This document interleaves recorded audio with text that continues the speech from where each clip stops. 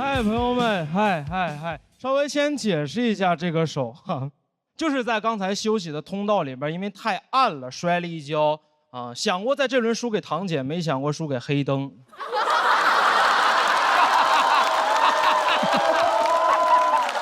好，哎，正式开始了。我叫于博啊。说实话，比到第3轮没有想到，但是压力真的很大，因为前2轮比的还可以。第1轮6块金牌，哥们儿上来就拿了一个。第2轮上去就用，非常符合我的消费观念，兜里有就得花。啊，用了一块复活金牌，现在是全场唯一的活死人。说实话，这个月一直在自我怀疑，是不是太差了？我就是那种很容易自我怀疑，然后逃避面对的人。来了上海这么长时间了，我是因为觉得自己英语差，不敢和外国人说话。但不是说真的差，英语还可以高考，但就是自卑。我在想，我是上海本地小孩，我小时候见过外国人，我长大肯定落落大方。我说 homie， let's go neighborhood right？ homie 哈，因为我是活死人。我哪管是省会小孩呢？我小时候见过外国人，我妈也会自信地推着我去背英语课文，对吗？新概念 ，Last week I went to the theater， 快点。张嘴，别逼我干你，快点。但我是农村小孩，我小时候见过外国人，对我们来说只能是侵略者。在农村见着外国人是我一生的阴影。在老家见着2个白人，我说这是啥呀？怎么了？八国联军撤退没通知你啊？怎么东西拿到大英帝国博物馆给你俩落下了？我妈让我去说话，我能说什么？我说兽首是中国的。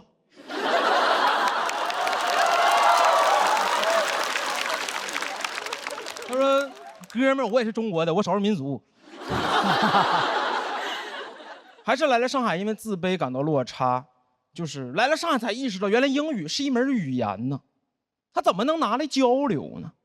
我们的英语只是一门学科，落在试卷上，还交流。我们的英语学的跟捧哏似的，最多保证话不掉在地上。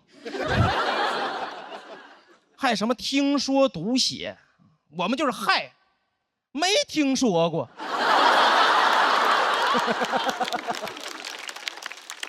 天天读写，不知道自己是一个人还是个硬盘。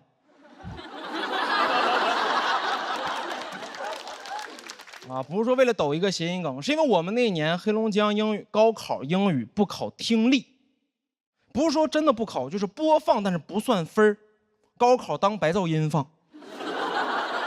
我们训练的不是如何听懂外国人说话，训练的是如何在外国人说话的时候屏蔽，专心干自己的事儿，快点。阅读理解，写作文，快点。长大了，外国人说话不是听不懂，听不见。一听着外国人说话专注，出国都没有工作，特别适合给外国人做美甲。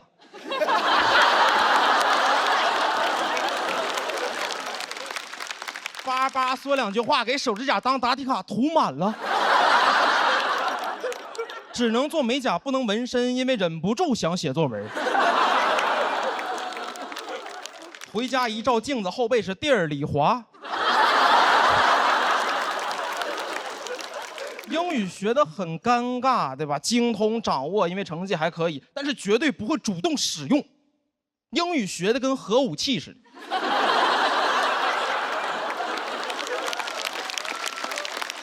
朋友还问呢，说你会不会？有时候会，他说那你说呀，我说还没到时候。我方不使用，但掌握英语威慑。别说英语了，来上海中文都快不敢跟别人说了。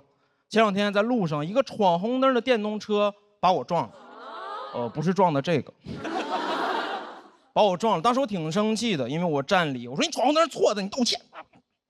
他理直气壮，他说我在闯红灯的时候故意站在路中间，我没有父母。说我在马路中间站着是为了投胎见我的父母，给我一顿骂。在他眼里边，我是一个恶意撞他的孤儿。我是个肇事孤儿。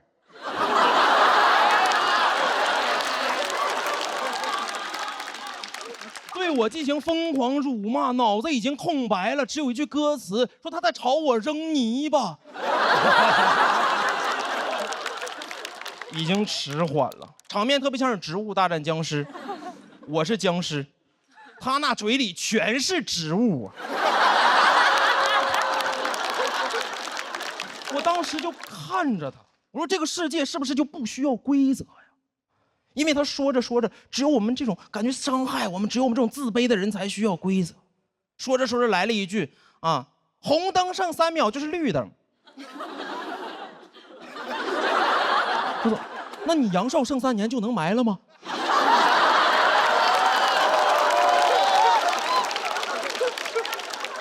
我就是觉得，怎么有的人狂妄到就可以修改规则呢？你没有办法说服他们，很难。难道说服？当年我们老师让我读说服。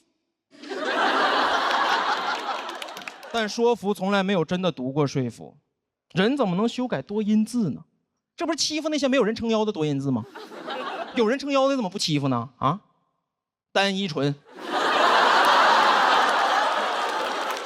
那粉丝不骂你吗？你搁那犟嘴啊，如何呢？又能怎？我就是觉得这个社会任何角落都需要规则，这是我们自卑的人的堡垒，甚至别人家。我受不了一去朋友家是吧，当自己家一样，我不能把这儿当家。我真把这儿当家，我就把你撵出去，我不喜欢别人来我家。当时有2个发小来上海看我，当时就是假客气，我说你们2个随便坐。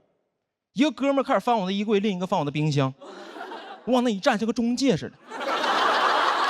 我这从东北来看我，还来看房的呀？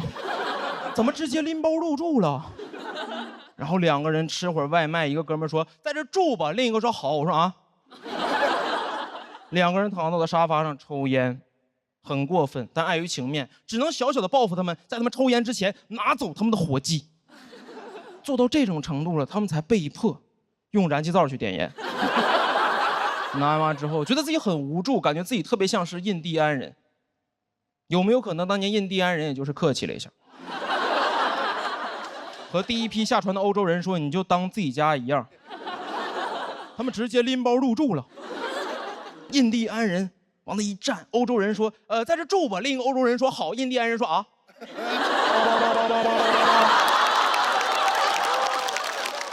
印第安人实在没办法了，才在每年感恩节的时候拿走他们的火鸡。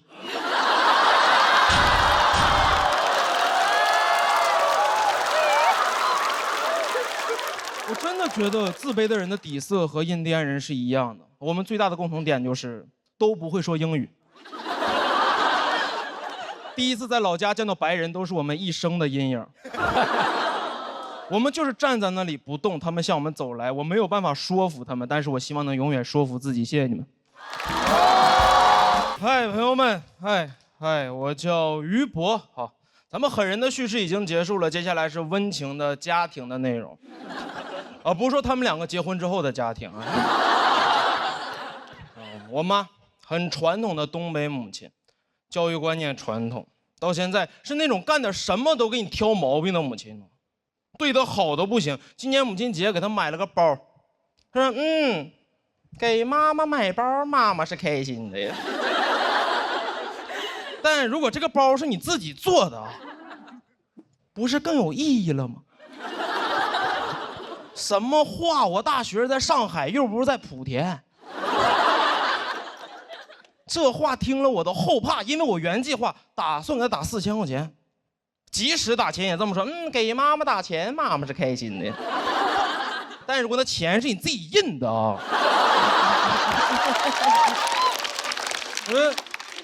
那你就开心不了多长时间了。从小教育观念相对传统，掌控感有点强。2010年左右，每天给我5毛钱。10年5毛，10年吧，世博会都开完了5毛。然后和我说你省着点花。5毛，是当时市面上流通的最小货币单元。他只要省着点就没有花，那叫攒着点花。这都不是每天都有，上学才有。兜里有5毛钱的小孩上学会自卑，5毛上学什么都干不了，5毛上学，我说你都不如少给我2毛，妈剩3毛我流浪呢。没有，我妈说妈不是不给你钱，妈就是把钱留给以后你去上海大城市买房的。没买。但这句话是小时候拒绝我需求的理由。我说妈妈，我想吃一只鸡，没法。我说肯德基求你，不许吃啊。再给你那个首付吃没了。啥玩意儿？吃只鸡给房子吃没了？吃那啥鸡呀？住房公鸡呀？不是，他就是可能攒1倍的钱付一套首付，说这房子就送你了。我说啊，那房贷呢？有人这么送礼吗？哥们23岁在上海还房贷，我必还不上，我必当老赖。我必赖，让我今天还房贷就花我前23年的毕生积蓄，还1个月，然后第2月在那房子里饿死。这是一套纯手工凶宅。我妈原话：哎呦，房子越早买越好。我说真事儿吗？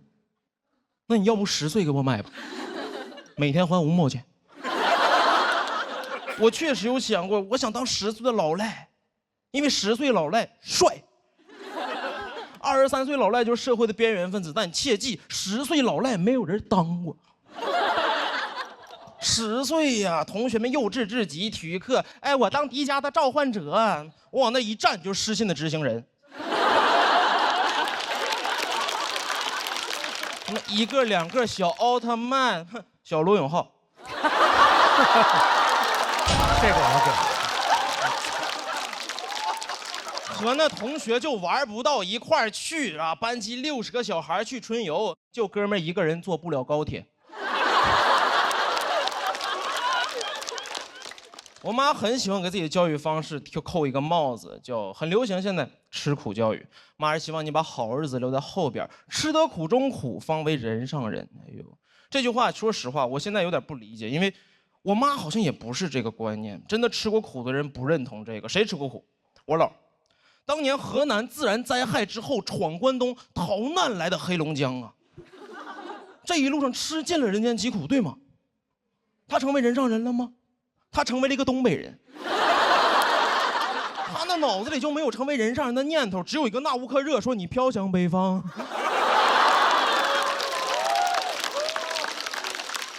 尤其我知道他没有过上好日子，因为这2年他经常和我说，老希望你能上南方。话里话外就是，哎呀妈，老后悔了。当年呢，走过了。那帮的狡猾的人上人在北京就已经下车了。我能理解我妈，上一代希望下一代能替他们完成他们年轻未尽的遗憾。我问过我妈啊，你遗憾什么？她说，哎呦，很遗憾当年家人没有给我买房，很遗憾当年没有考上研究生。我说妈妈，你中专毕业考不了研究生呢。但我也想有我自己的人生。大学毕业的时候，因为这个事争执过很长时间。我跟我妈说我不想读研，我妈因为我不读研这个事每一天打电话阴阳怪气，每一天一打电话我说妈怎么了？她妈能怎么？哎呦，妈不能怎么？妈就觉得哎呦，妈要是生了个研究生就好了。啥话呀？那玩意儿是生出来的。咋生啊？生着生着脐带拽了本硕士毕业证。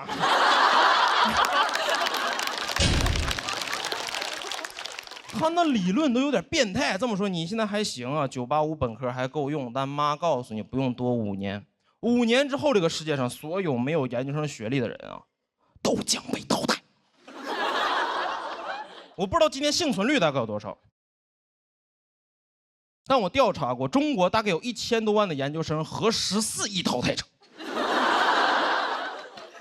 99.5%以上的人叫什么淘汰？这叫灭绝。每次想到这儿更不想读研，因为我知道我们家世世代代没有任何一个研究生，我们家得灭门。哥们儿是个孝子，不能独活。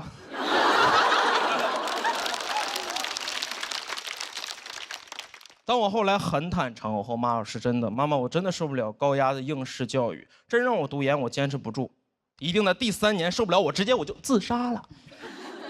第3年之后见着我就，我妈在这，妈第3年自杀，那就只能读2年半的专硕了。讲到这儿，谢谢你们，微博，拜拜。嗨，朋友们啊，非常开心给大家演出，我叫于博，来自一个教育大省，山东、黑龙江。可以，鹏哥接着释放吧。老七讲什么辽宁抚顺东北小城市，我说他妈这不纯南方吗？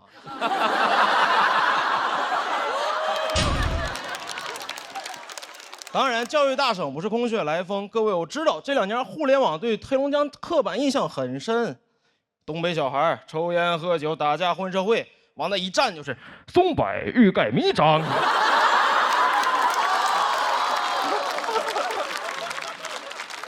黑龙江是全国最重视基础教育的地方，拥有全国最高的高中就读率。各位可能不知道，比北上广深高多了。我们家小城市60万人，7所高中。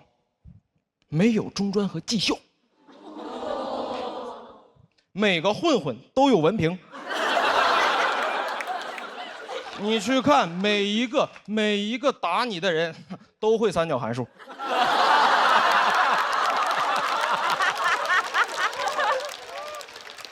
你说学那有啥用？我说看的香港电影《古惑仔》，我说这里边但凡有一个黑龙江人，一眼就发现了。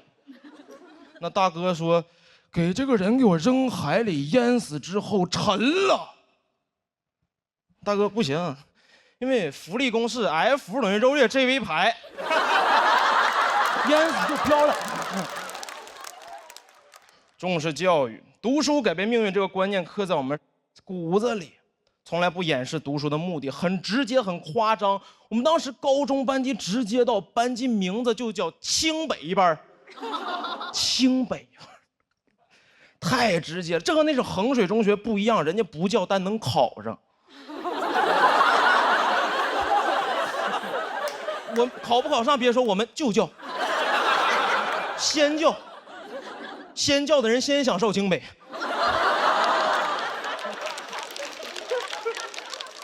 但这个名字太重了，老师第1天就会拿名字骂我们，往那一站，很刻薄。30个人，你们30个人在这个班级呀，就必须上清北，谁不上，谁是班级的失败者，是 loser。但那年清华北大纯裸考在黑龙江就招20人，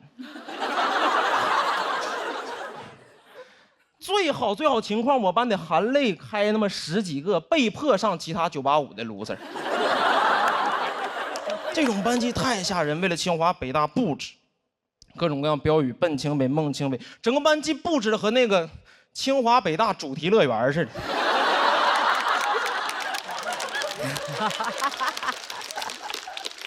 每个人的成绩和分数线的折线图，给饮水机取名叫未名湖。在这儿学习，批卷不敢使劲儿，得清华。天天在乐园里边学习学懵了，说一会儿6点半有没有校长坐着花车游行啊？没有，这个名字很重，老师会拿这个名字骂我们，很多事儿干不了了，玩手机什么的。你们这几头烂蒜考清北，那清北学生会玩手机吗？啊？清北学生会谈恋爱吗？啊？那清北学生会说话吗？你也不知道是骂我们还是骂清北学生。往下边一坐，我都纳了闷了。我说他们到底会什么呀？这群不会玩手机的单身哑巴。高考那年确实失之交臂，没考上，因为自己会太多了。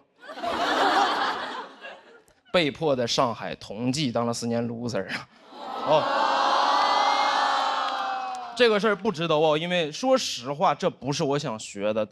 但那种教育观念里，如果你没去到那2所最好的学校，很多人生你就不能选了。当时特别想去北京人大学社会学，我妈说社会学你上什么人大学啊？你上社会上学。听妈的，上海同济学计算机，我说那计算机为什么不在网吧里学？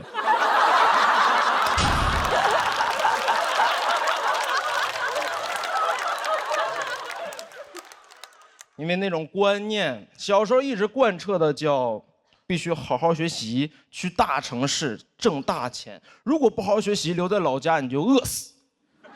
小时候深信不疑，直到自己真的来了上海，发现这事儿不对。因为我也可以好好学习，在大城市然后饿死。人只要想饿，在哪儿都能饿死。上海的消费更容易饿死。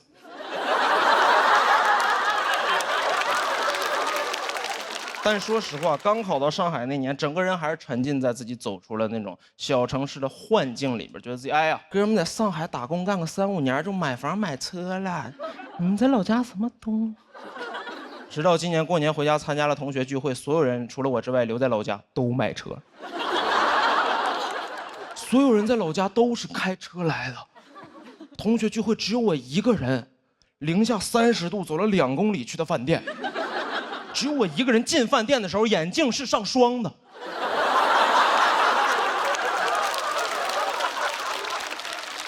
他们有车的人眼镜上的霜拿雨刮器就刮掉了。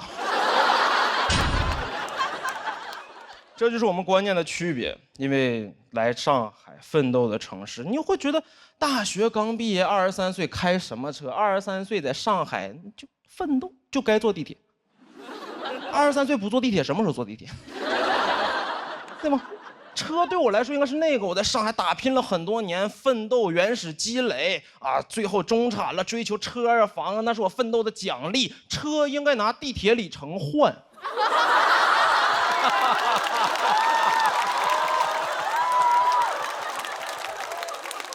但在老家不一样，老家什么奋斗的奖励，你只要活到一定年龄阶段，爸爸妈妈就会给你买房买车。不是奋斗的奖励，算签到奖励。在线时长够可以了。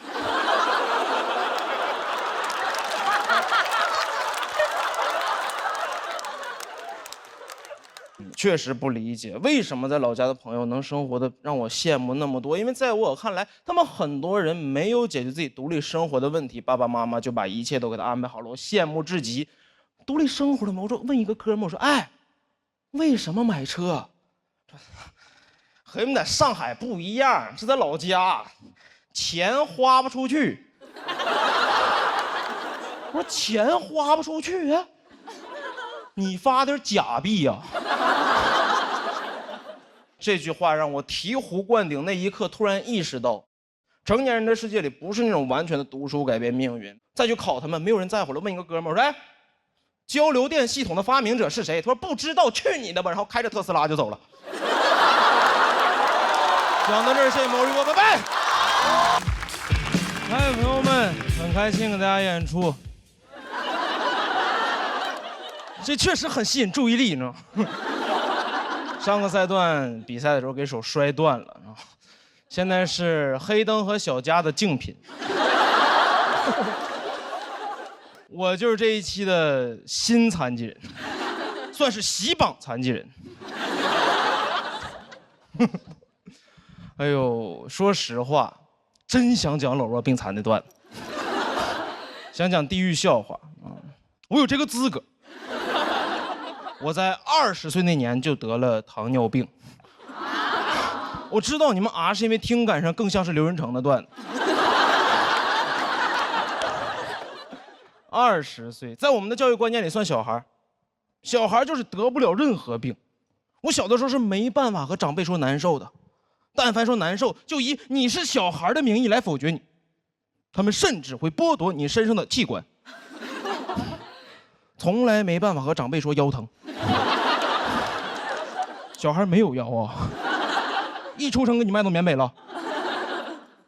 我们东北更严重，逞强教育，流感出门没有人戴口罩，脸上挂个小孩出门了，得不了任何病。但是这是肯定是玩笑，身边的朋友开那个玩笑才是真的恶心，把你当绝症，不让你吃糖，不让你吃水果，不让你吃巧克力，非说你是狗。上网搜糖尿病患者能不能用水果手机，家人才是真的关心。我老80了，知道我得糖尿病，心疼坏了，每天以泪洗面。哎呀妈呀，大孙子咋整啊？得糖尿病了，妈老还没得你就得了，咋整啊？哎呀，要不吃点黄桃罐头呢？一型糖尿病发的太严重了，一发病就进 ICU， 特别突然，和这个段子转折一样突然。ICU， 我确实是安全下车，往那一躺，真的身上哪儿都插着管，呼吸都有管帮你。我往那一躺，我都想发现小众宝藏打卡地，还什么家人们谁懂啊？我懂。ICU。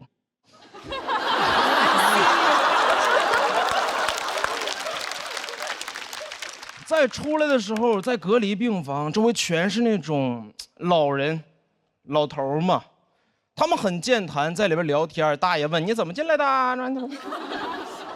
看着我说：“老弟，你这么年轻，你来这儿，你得是癌呀。”我说：“大爷，你别闹，我糖尿病。”他说：“你别闹，这屋里谁没有糖尿病？”当时才意识到，糖尿病只是见他们的门槛。之后就一直以为自己可以像是一个正常人一样，每天打胰岛素活着。但直到去年，大学毕业找工作，考了老家一个社区，被拒绝了。那个手册一翻开，写的是有犯罪记录不行，大面积纹身不行，糖尿病等慢性病不行。没有想到这个门槛面前，我和杀人犯一个级别。没有想到为什么？我明明慢性病，我又不是那种病。我没有办法伤害别人，我伤害别人，我小糖尿病怎么影响我在那个岗位上端茶倒水吗？主任喝茶，我说你先别着急，我亲自倒。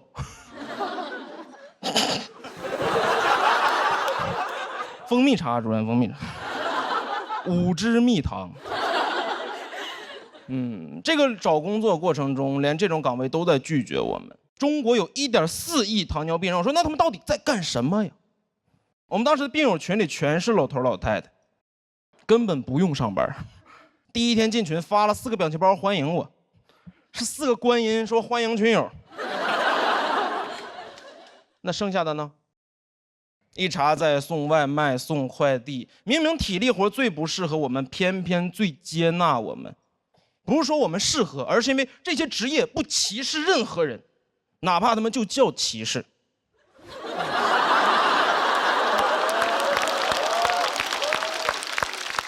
我真的在找工作过程中屡屡碰壁。我当年投过一个我最引以为我觉得我轻车熟路、手拿把掐的岗位，一个大厂的运营。所有面试全过了 ，HR 为了拒绝我说那个话坦诚且残忍，担心你的体力问题，没有办法胜任我们这个岗位。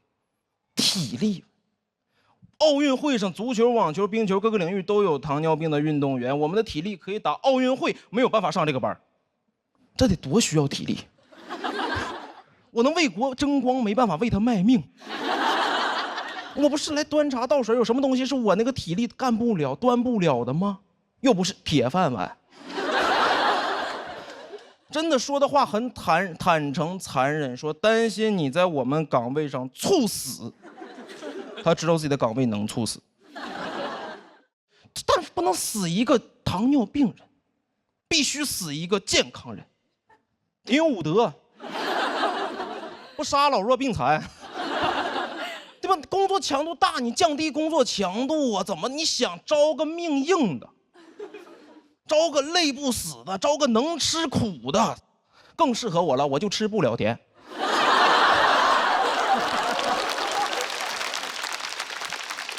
运营干不了，我们有什么干不了的？英国2任首相都是糖尿病，不跟你们抢这个冠军了，我要当英国首相，已经疯了。怪不得首相住的街道叫唐宁街，那地方我也能住。英国注定是属于唐人。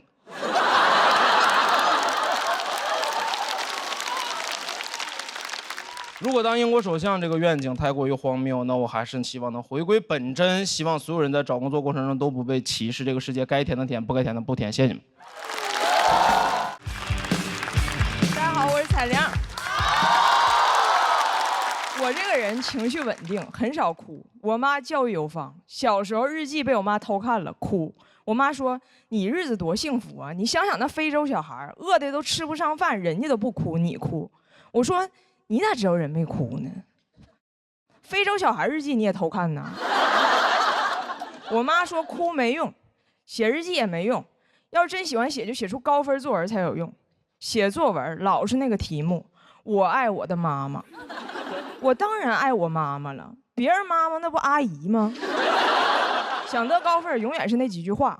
我的妈妈在我高烧的深夜照顾我，在雨中接我放学，为我打伞，淋湿了自己。哎，淋湿的永远是我妈，但发高烧的永远是我。那年东北旱灾，庄稼旱死了上百亩，我妈被雨淋湿了47次。我妈在哪儿哪儿下雨，铁岭萧敬腾。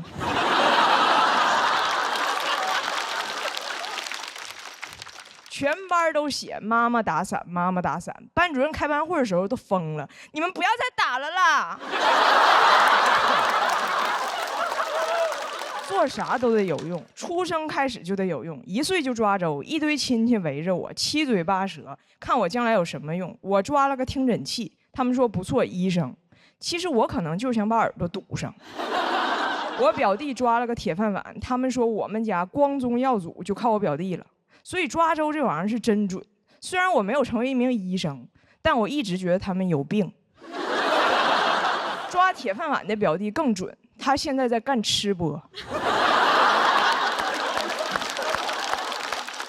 就算死了也得有用。我姥爷走了20年了，这20年我姥每周给他准备3根破香蕉和5个过期月饼，求他办了70多件事儿，就没有人考虑过他生前糖尿病。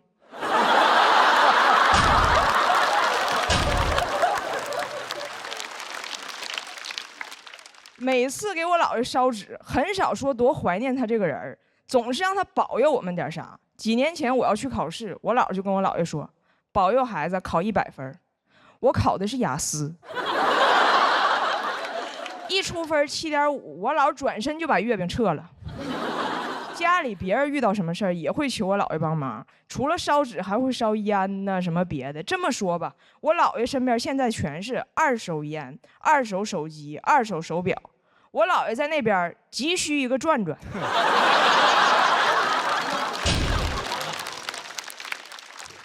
做人做鬼核心都是有用。前几天我姥摔了一跤，没有人告诉我。我妈后来说，告诉你你回来也没有用，人呢还是要做有用的事儿，你就好好整理短视频。我说妈，如果所有人都只做有用的事儿，谁刷短视频？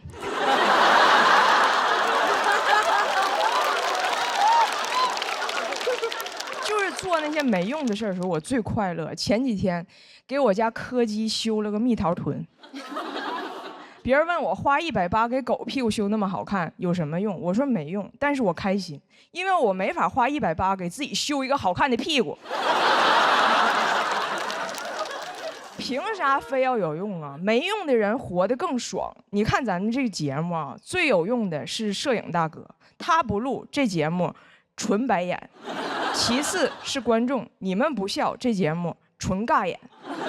最没用的就是气氛组嘉宾。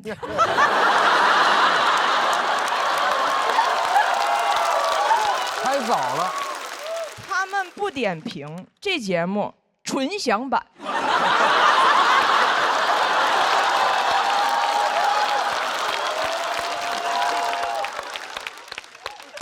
但是我们有谁比他们过得好？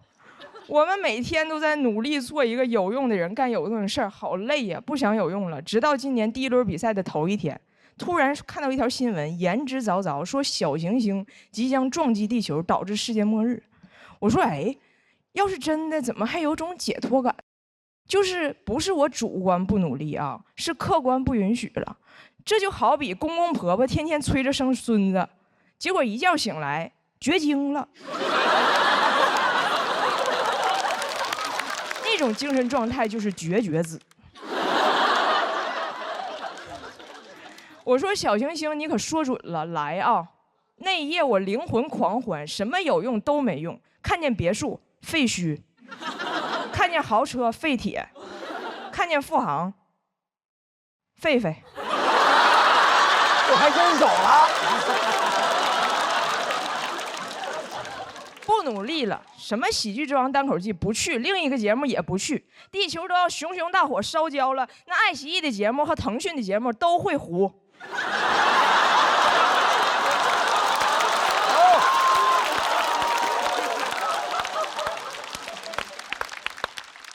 人情世故我不再在乎。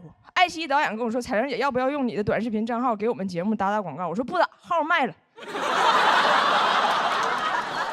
我给我女儿看小行星要撞地球视频，我说：“妈妈爱你，来把教科书拿来，给你烧了。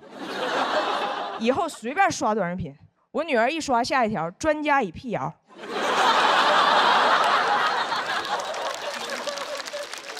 我说：“写作业去，把火也灭一下。”我女儿说：“妈妈，那你呢？”我说：“我看喜剧，爱奇艺喜剧之王单口季，花小钱看大戏，连续包月更便宜。”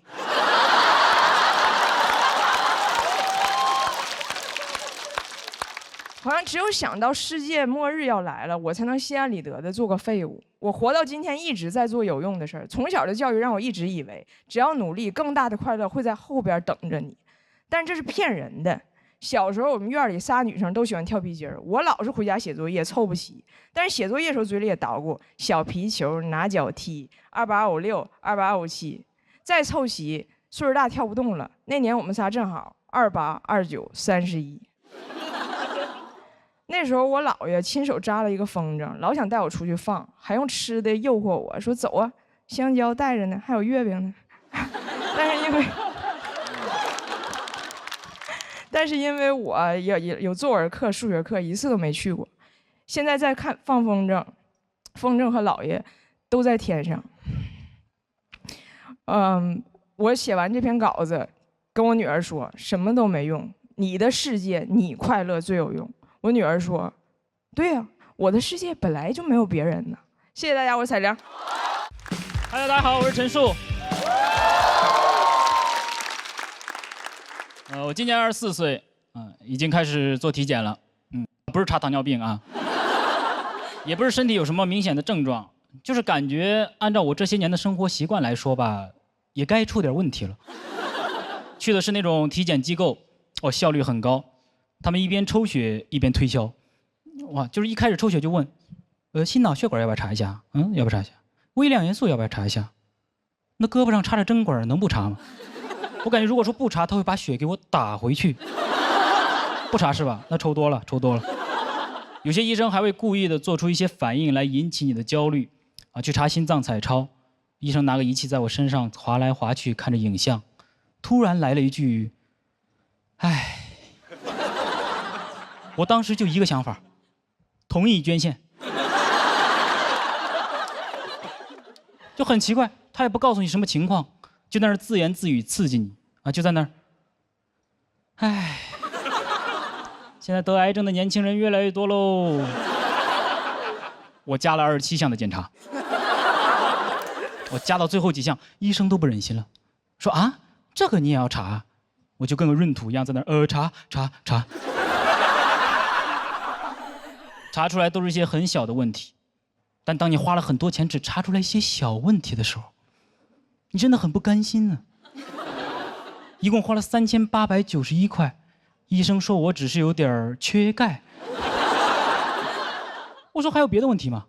他说肾里有点结晶，多喝水就好了，多喝水就好。你知道不来体检我能多喝多少水吗？ 3891瓶，而且24岁缺钙。人的身高一般在20岁就停止发育。我说我现在补钙还能有什么变化吗？医生说，如果你补钙补得多的话，肾里的结晶就会变成结石。我说好，总算是有个盼头了。总是对身体很焦虑啊，经常看一些健康科普，学知识，但不舍得为知识付费。啊，听说吃鱼油对身体好，然后心里又想，鱼油太贵了吧，能不能吃鱿鱼啊？而且网上的健康科普真的实在太多了，一上网就觉得自己哪儿都不对。什么不要久站会静脉曲张，那我坐一会儿吧；不要久坐会腰肌劳损，那我躺一会儿；不要久卧会肌肉萎缩。我现在问题就是知识太多。想健康怎么办？24小时后空翻。